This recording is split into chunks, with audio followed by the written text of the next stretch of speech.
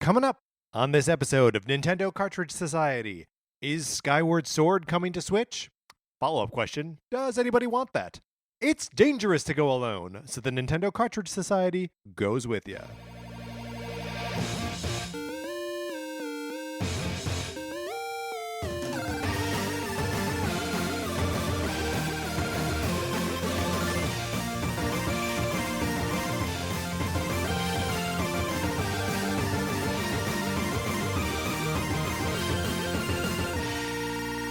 Welcome to Nintendo Cartridge Society. My name is Patrick Ellers. I am joined as always by my co-host, Mark Mitchell. We've got a good show for you today. We are going to be talking about the news from the week, including the latest updates in the ongoing Billy Mitchell cheating saga. Alleged cheating. Alleged cheating. And then on Thursday, we're going to be talking about Smash-like games. Mark, what does that mean to you? Games that are like Smash? This is Smash Brothers. Like Smash Brothers, but not Smash Brothers. Also, we'll probably talk about some Smash Brothers. It's inevitable. Just on the show in general.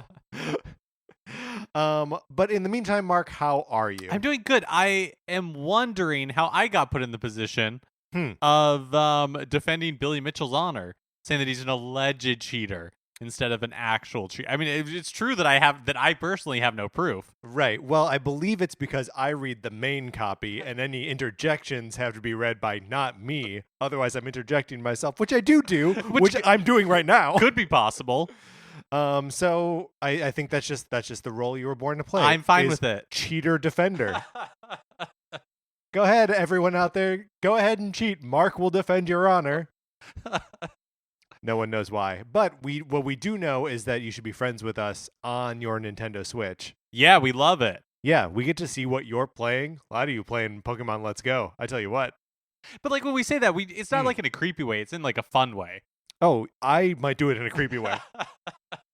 No, I know it's dumb, but the whole thing feels more alive when I see people popping on and playing games. It fills my heart with joy. With joy. So you can friend us. Our friend codes are in the description of this episode. Just enter them in. It is, Mark, that easy.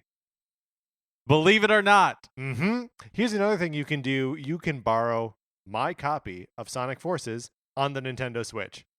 Mark, can you believe it? Super easy to do. Mm-hmm. All you got to do is send your mailing address to Nintendo Cartridge Society at gmail.com. And I send you my copy of it. Well, there's a little bit of a process. Your name goes on a list. When the game comes back to me, I send it out to you. The list has historically been kind of long, and I feel like that's been scaring some people away. The list is starting to get whittled down.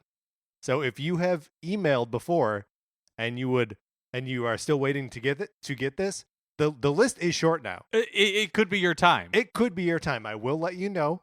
I'll say, hey, I'm sending this out today. Do you still want it? Maybe you've grown wiser since you. That's right. Maybe you've moved off the planet. Maybe you're like that NASA probe and now you are on Mars. Yeah, you're the wisest. You left. Yeah. You were like, no, thank you. That's the only I've smart had my move. fill. The only way to win is not to play. Anyway, you can borrow my copy of Sonic Forces. That should be the Sonic Forces tagline, by the way. The only way to win is not to play. All right, Mark, let's get into what we've been playing this week.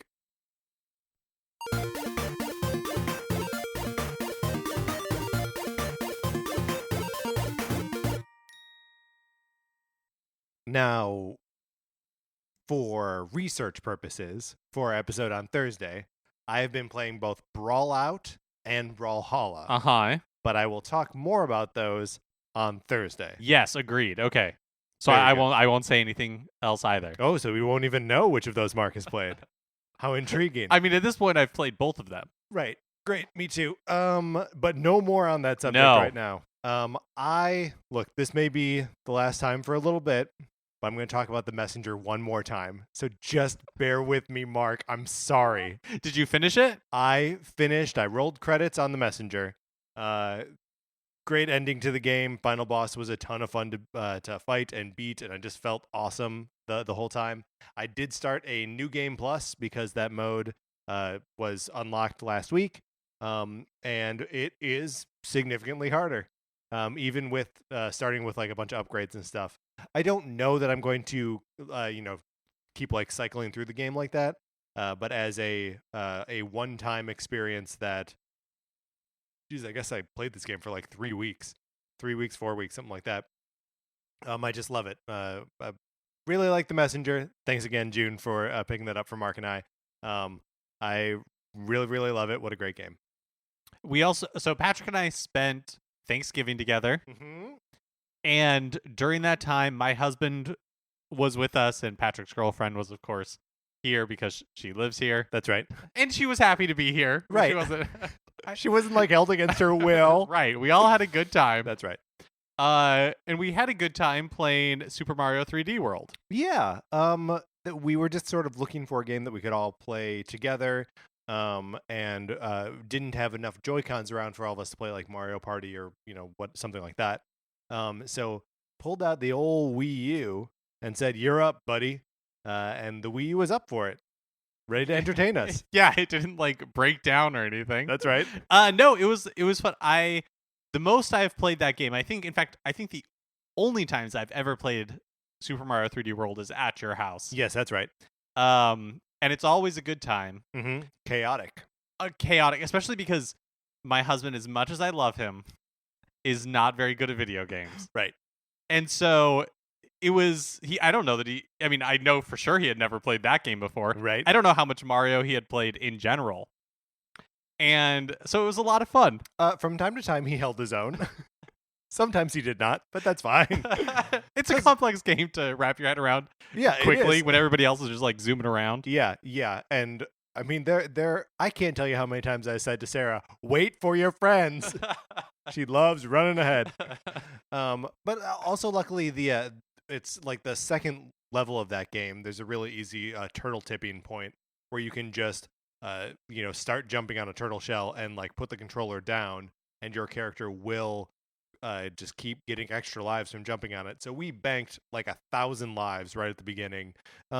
Just because we didn't want to worry about way more fun that way. Yeah, way more fun that way. Hey, it's really something that Odyssey did really well. Is yes. You don't worry about lives; it's just coins, and coins are easy to come by. Yeah, well, and especially in Super Mario 3D World, everyone shares one bank of lives, and there are 4 of you, so people can just die all the time. Yeah, even in the best of circumstances, you're just falling off edges because you lose track of which kitty cat you are. Of course, the kitty cat. Some of them change color cause Mario goes from red to yellow, which makes it impossible to track.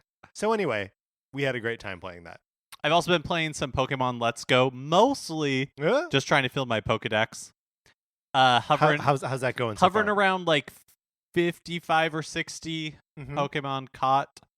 So I think it's going okay. Do you have someone to trade with so you can get the Pokemon that are not in Let's Go Eevee? Yes. Listener and friend Anthony.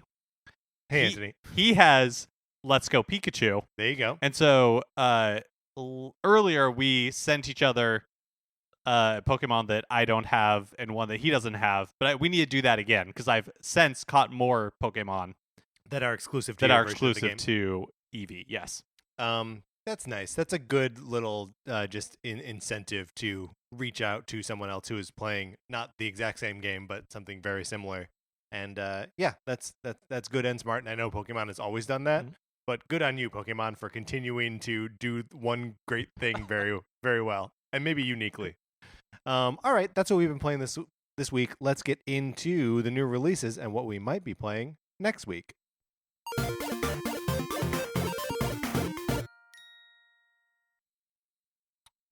Thursday, November 29th, Abzu is coming out. You ever play Abzu? No, it's by the people who made Journey. Is that right? No, it is just similar to Journey. Oh, gotcha. In many regards. I played a lot of it on PlayStation 4. You are swimmies in the water, and it's just like a quiet, atmospheric, puzzle kind of game. A lot like Journey in that regard, but it's finally coming to Switch. There's also a game called Screen Cheat coming out. Yeah, Screen Cheat is and I don't really know how to justify this on the Switch, but it is a first-person shooter where a competitive first-person shooter where all of the players are invisible. So can only tell where your opponents are by looking at their quadrant Oh, of the funny. screen. So you have to screen cheat. You have to look at their location and be like, oh, you're in the yellow room. I'm in the yellow room. You're in that corner. I'm going to start firing madly over there. But like that only makes sense if it's on a TV screen. If you're doing like 4 of you huddled around on individual switches. Less fun. Doesn't make sense. And then on November 30th, Kirby Star Allies, the 3rd update, is coming out. Still putting out stuff for that game. Good for them. Should I go back to it, Mark? Yeah, you should, so you can talk about it on the show, because I'm not going to. Oh, jeez. It's more attitude than I'm used to hearing from you, Mark. I'm feeling pretty sassy tonight. What can I say? Yeah, it's good. Kind of quiet in terms of releases that we're interested in. The calm before the storm. Mm-hmm. Well, okay, so there is one on here, November 27th, called 99 Vitas, and the only reason I bring it up is because it sounds a lot like 99 Vitas, like the PlayStation Vitas. Yeah, but it's not. It's not like that. I mean, where would you even find 99 Vitas? You can't. It's impossible. A landfill. Look, I went to the PlayStation Experience last year. There were maybe half that many Vitas there. No, that's all. I don't really have anything else. All right, great. Well, let's close out this segment then.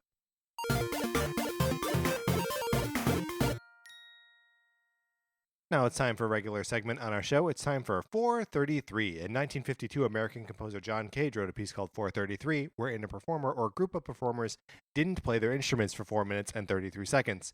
For the purposes of this show, our instruments are talking about Nintendo. So, for the duration of one performance of 433, Mark and I will talk about something not at all Nintendo related, thus fulfilling the contract of the piece. Mark, today I'm posing a question. Where do you like to sit? So I will ask you, Mark, where do you like to sit? Because it depends on the context. Yes. So a movie theater. Yes. I like to sit. The closest I prefer to sit is like the center of the theater. I prefer to be pretty far back. You like to be pretty far back. Mm-hmm. I like if you are in a theater. So first of all, anything in that like first section before the break.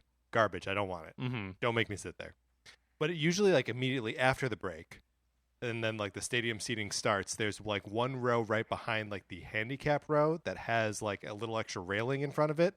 I love sitting right there because I tell you what, I'm going to put my feet up on that railing. I love it. I think it's perfect. I saw a movie this weekend and I was way off to the side, all the way over on the left, which I thought was going to bother me.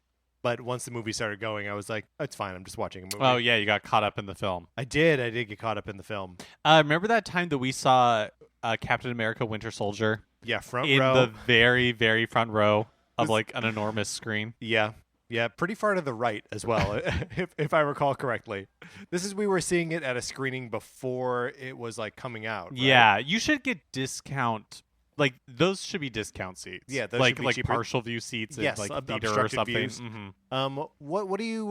Where do you like to see live theater? Where do you like to be for that? Middle mezzanine or center orchestra. Center orchestra is pretty perfect. But isn't that basically like where anybody wants the most to see money? It? Yeah, but where like anybody would want to see it. Yeah. I mean, yes, I usually because live theater can be expensive. Especially if it's like musical theater, usually end up in the balcony somewhere. Sure.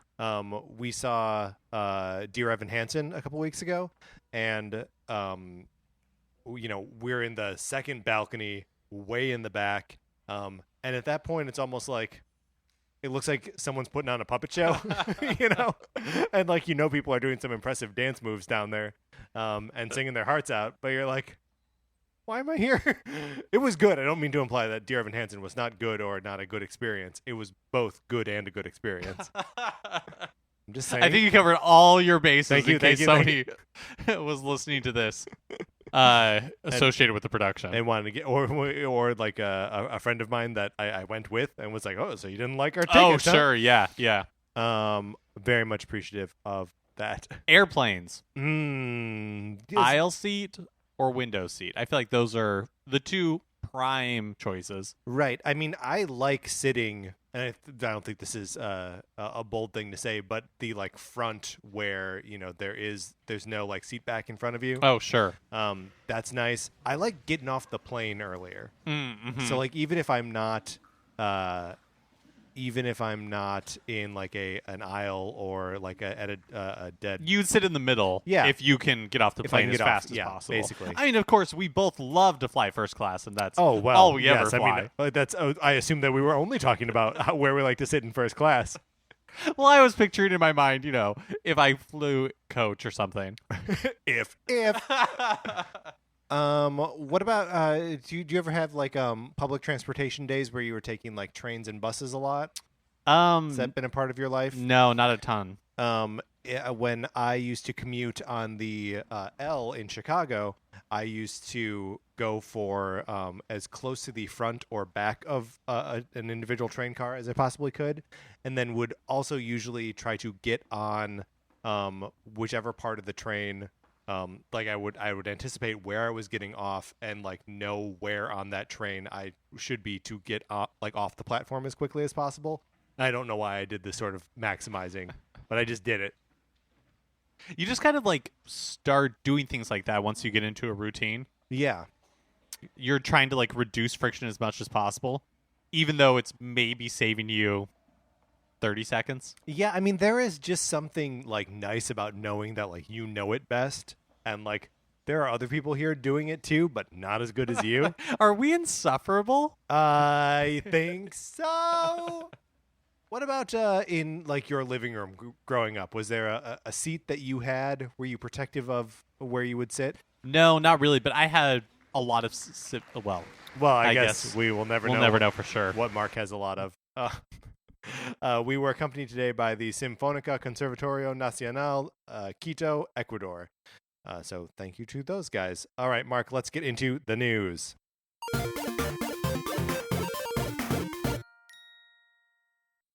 The most recent Legend of Zelda concert series kicked off in Japan last week, and as part of the inaugural concert, Zelda series producer, I always get this name wrong, AG, Aonuma, made an appearance and teased the audience during his remarks, reportedly saying, "We know what you are thinking, Skyward Sword on Switch, right?" This apparently was met with cheers and rapturous applause from the audience.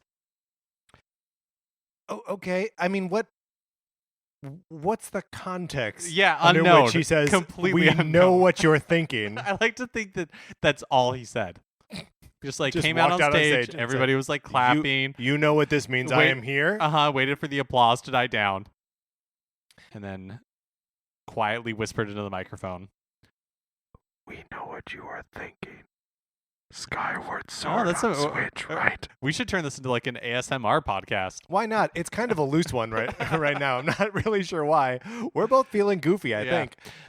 What do you think about this, Mark? What is he just talking for the sake of talking? Does he know that just like opening his mouth turns him into like the ultimate Nintendo troll? Yeah, I don't know. Like I do kind of. It feels like to me, based on almost no information, that this is a joke. Right? Because when at any point has Nintendo, before it's like officially been announced, been like, "Hey, here's a thing that we're working on." Or even like, "Hey, here's," I mean, it's weird for him to be like, "It's a thing that I think you want." I mean, it's not even really like Reggie wearing a like a Metroid pin or like something. a Metroid pin, right. Or like a Mother 3 shirt or something. Like, I don't. Is this maybe my read on it is wrong, but is this something Nintendo fans are asking for? I don't know. Yeah, I don't know either. Well, especially because it seems like Skyward Sword would take a lot of work because of the like 1-to-1 motion plus combat. Right. Yeah, probably. I mean, it is also in standard definition, so like it would take a lot graphically to bring it back up or to bring it up to current graphical standards. They did that for Wind Waker though, so and for Twilight Princess. So it wouldn't be like unheard of. It wouldn't be unheard of, but I do feel like there are a lot of like weird little shortcuts that they took in Skyward Sword to make the like standard definition look okay in a high definition world. Like that the contrast in that game is really high or low, whichever one makes it look fuzzier. And like everything is super bright, which gives it sort of like a painterly look. But like I don't it they were doing that to make it fuzzier to like obscure the fact that it was in like standard definition. And if you just take all of those assets and treat them the same way, but then they're in high definite, like I feel like there's a lot of just like fundamental design work that would go into revamping this thing for the Switch. Yeah, the one thing I will say maybe in its favor is the fact that I think Skyward Sword is now maybe the only like console Zelda game that you have to have the original hardware to play. Oh, that's interesting. Well, I mean, you could play it on Wii U, of course. That's true. I guess like a modern console, right? Because like everything else is available either on like the classic edition retro consoles or the Switch 3DS. or like the 3DS. Well, but they're actually the only Zelda game available on the 3DS is Breath of the Wild. You mean on the Switch? Yes. Sorry, what did I say? The 3DS. Yeah. But no, but you can play The Legend of Zelda on Oh yeah, great point. You got me. And The Legend of Zelda SP, you're right. But if you want to play Wind Waker or Twilight Princess, you've got to go to the to the Wii U for that. No, you're right.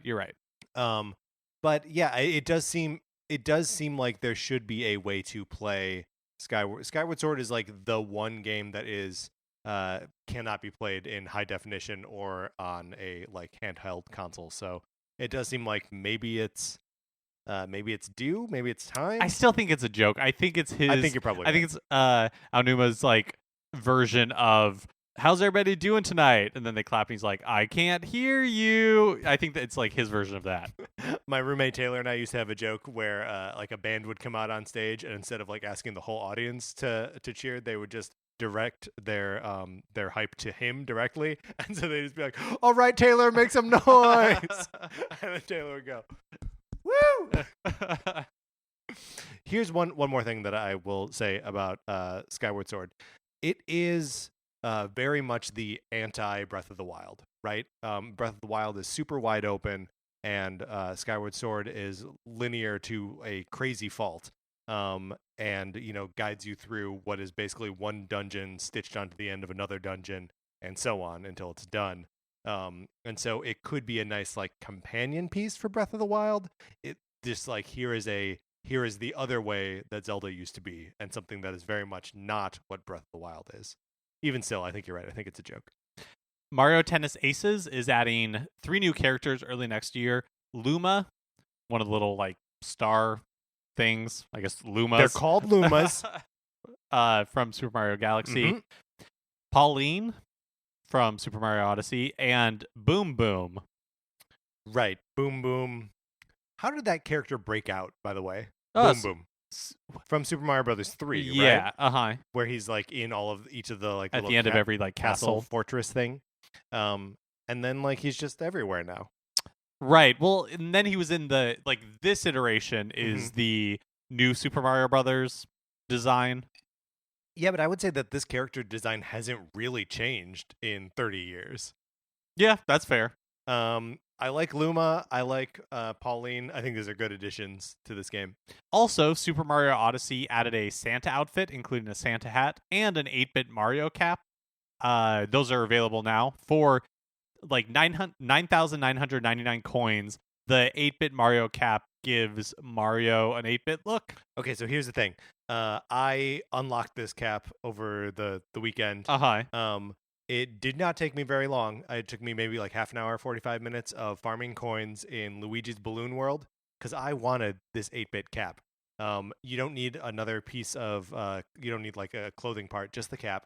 And you put it on and Mario basically becomes the 8-bit Mario amiibo, right? From like the like Mario Classic 30th anniversary, whatever it is. And he doesn't get animated.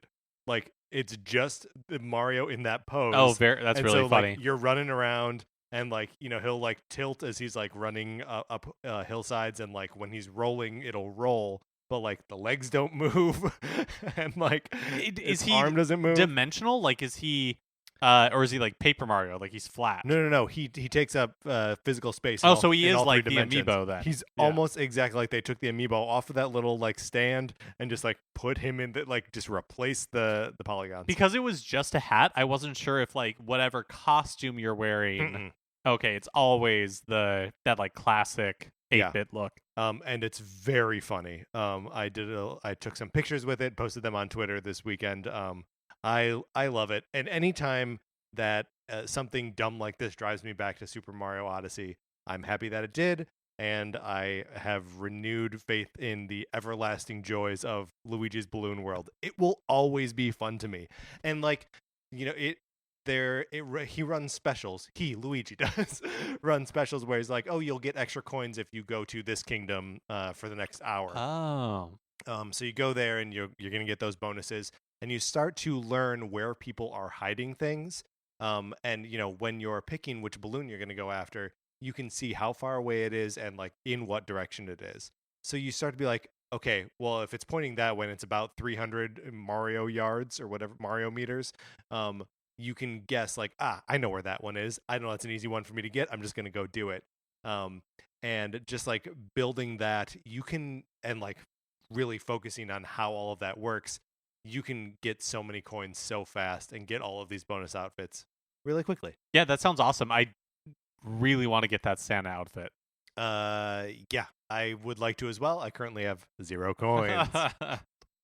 Here's just a fun Nintendo as a business tidbit. In an interview with Yahoo Finance, Nintendo of America president Reggie Fils-Aimé noted that in the holiday shopping period, which he denoted as October, November, and December, Nintendo of America does about 60% of its yearly revenue. 60%, 2/3 ish. 3/5. The thing that I think is kind of interesting about it makes sense. Like, this is not super uncommon in retail. Yeah. When I worked at a bookstore, we did like 3/4 of our business for the year during the holiday period. Yeah, I mean, I always remember hearing those statistics that like 90% of retailers do 90% of their business from Black Friday to the end of the year, which makes sense. We spend a lot of money on gifts for ourselves, possibly for each other, around the holidays. So I get it. I also think like Nintendo, for whatever reason, and Reggie kind of talks about this in the interview a little bit, is like Nintendo really is something that it's big during the holidays.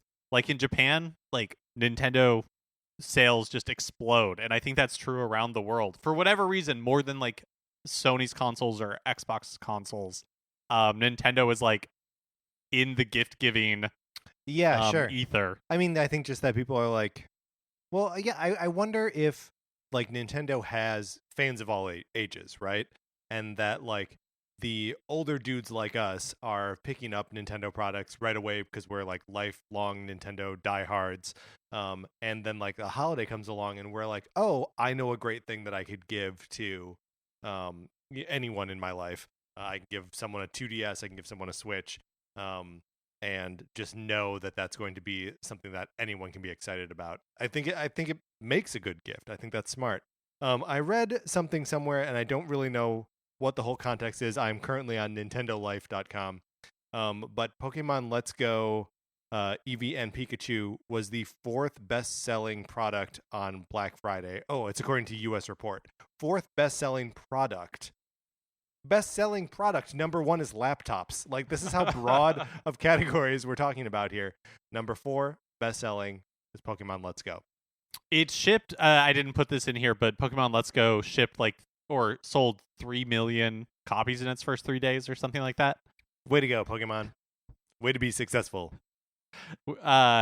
Yeah, always fun to root for the underdog, right?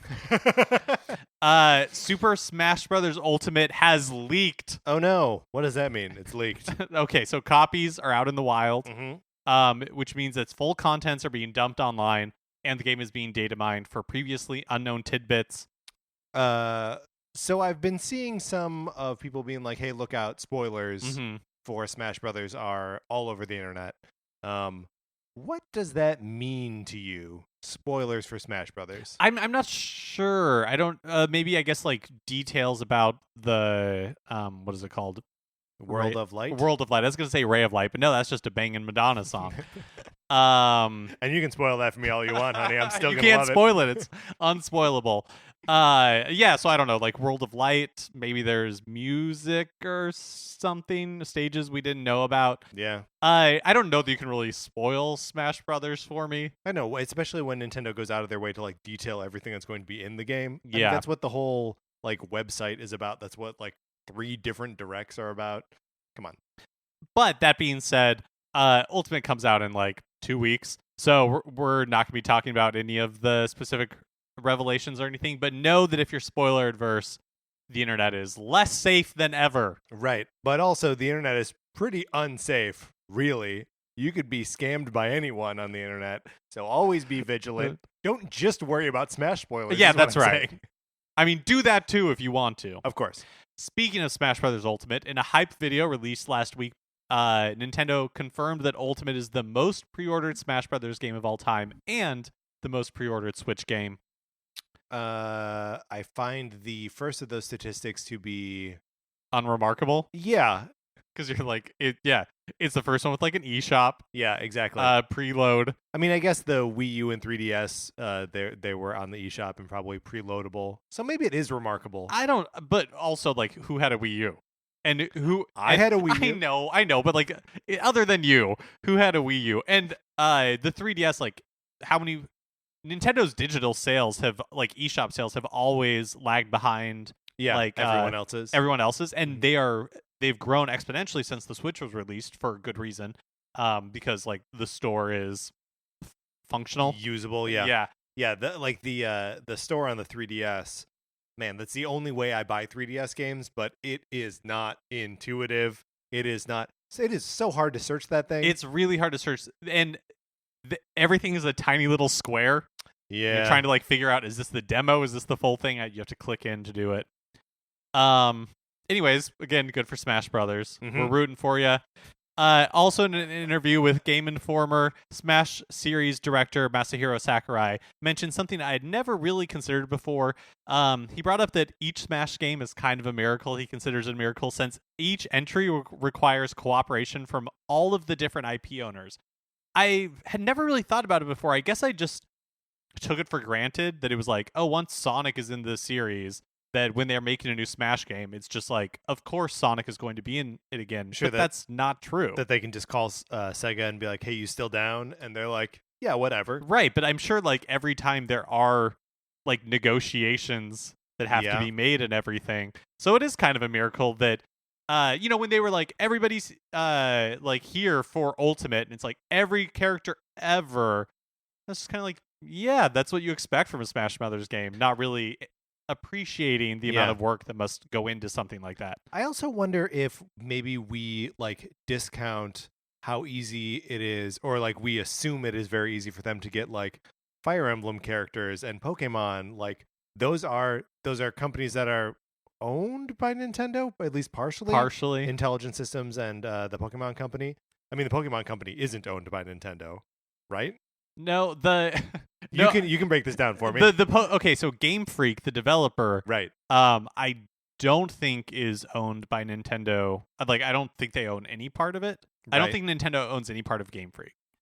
Nintendo does own part of the Pokemon Company, which Game Freak also owns a part of. Okay, so there's a lot going on here. Yeah. And I think that when we're just like, just throw in 7 more Fire Emblem characters or like 1 million more Pokemon, I feel like that may actually be a bigger deal than we like give it credit for being. Or like getting these Castlevania characters. Sure, that's huge right? too. Because like Konami isn't really doing anything these days. They're making pachinko machines. So anyways, I just thought that was kind of cool. The Japanese Tamagotchi website has officially confirmed the existence of an Eevee Tamagotchi. Oh my god. This marks the first ever Pokemon to appear as a Tamagotchi. Eevee can be raised and evolved into any of its 8 forms. So far, there's only a release date for Japan, January 26, 2019. Comes in 2 different versions. I Love You Eevee and Colorful Friends. Each one costs 2,300 yen, or about $20. No word on a release outside of Japan. Do you think this would be a compelling product outside of Japan? I don't know how much traction Tamagotchis have anymore. Where are Tamagotchis still popular in Japan? Presumably enough to get an Eevee. Yeah. Yeah. I mean, we just said, right, that Pokemon Let's Go Eevee and Pikachu are selling super well. Maybe people don't need like yet another way to travel around with their Pokemon. But I don't know. I feel like it just takes like the right kind of Tamagotchi for it to like be popular again. Who knows? Yeah. Okay, so we promised we would keep you updated. We did a solemn vow on the Billy Mitchell Donkey Kong alleged cheating scandal. And this is us keeping that promise. So quick recap for anybody who is blissfully unaware as to what's going on. One, Billy Mitchell is not related to me, as far as I know. This is the first piece of information you need to know. You need to know. The second piece of information you need to know is find the movie King of Kong, so you can learn you have context for who Billy Mitchell is. Yeah, exactly. So earlier this year, he had some high scores removed from Twin Galaxy's website when it was discovered that he had been one of the records he'd submitted had been suspected of being played on an emulator, which is not a big deal. Like it's just that if you are playing on an emulator and saying that you're playing on original arcade hardware, right? The question is why are you doing that? And he denied playing on an emulator, right? That's even though it was like proven somehow that he was. So this past week, he live streamed himself matching the scores that were thrown out, and playing on original arcade hardware. I guess. I don't know if it's original. That was me editorializing there. So anyways, yeah. He proved that he can do it. So I guess hooray for Billy Mitchell. I mean, look, we know that Billy Mitchell is good at... Was this Donkey Kong or was this something else? This was Donkey Kong. We know that Billy Mitchell is good at Donkey Kong, right? No one's ever going to take that away from him. No. But like...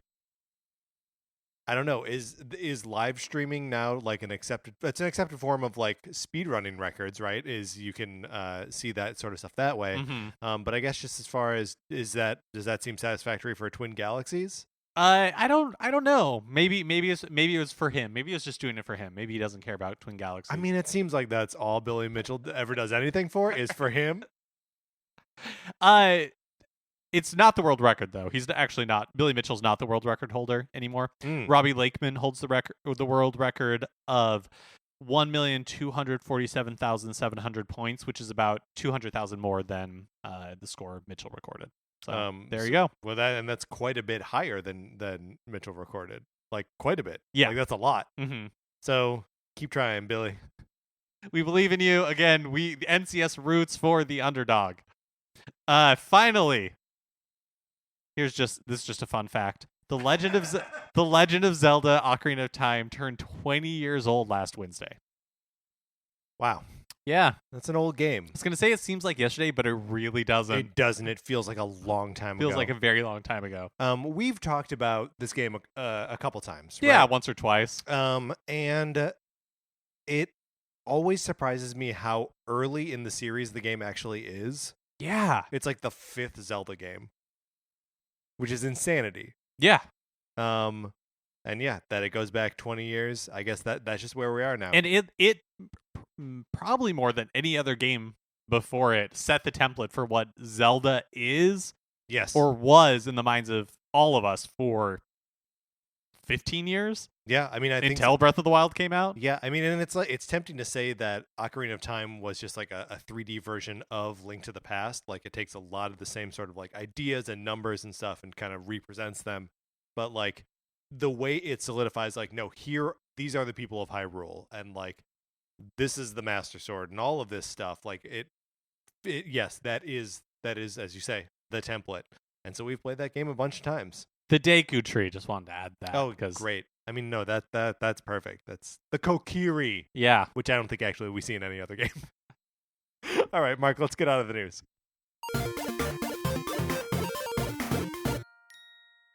Okay, that is going to do it for this episode of this show. This show, of course, being Nintendo Cartridge Society. Remember, please rate, review, and subscribe on Apple Podcasts. All of that stuff helps us out tremendously. If you like this episode, please share it on wherever you share stuff, Facebook or Twitter. If you want to tag us in those things, I'm at Patrick_Ellers and Marcus at MKE Mitchell, and the show is at Nincart Society. That's on Twitter, and then on Facebook, we are just Nintendo Cartridge Society. It's easy to remember because it's our name. Olivia Duncan made our logo. Our theme music is provided by 8-Bit Betty. If you like 8-Bit Betty's music, you can get more of it by going to 8bitbetty.com, or you can listen right now. For my co-host, Mark Mitchell, this is Patrick Eller saying thanks for listening.